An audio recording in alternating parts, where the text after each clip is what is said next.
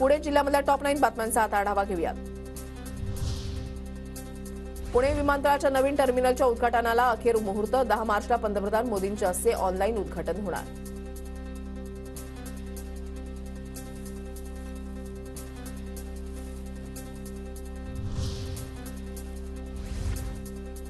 पुण्याच्या सावित्रीबाई फुले विद्यापीठाच्या शिष्यवृत्ती योजनेला मुदतवाढ। आता 11 मार्चपर्यंत शिष्यवृत्तीसाठी अर्ज करता येणार।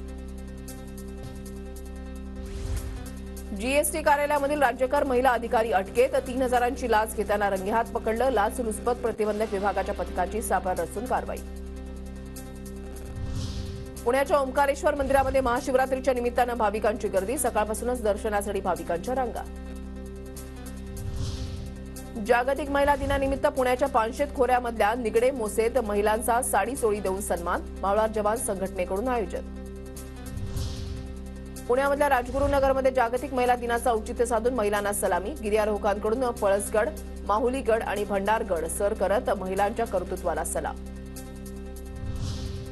पुण्याच्या भोरमध्ये महिला दिनानिमित्त उन्नती महिला प्रतिष्ठानकडून विविध स्पर्धांचं आयोजन। रांगोळी स्पर्धा, पाककला स्पर्धा, उखाणा स्पर्धांसह विविध कार्यक्रमांचं आयोजन।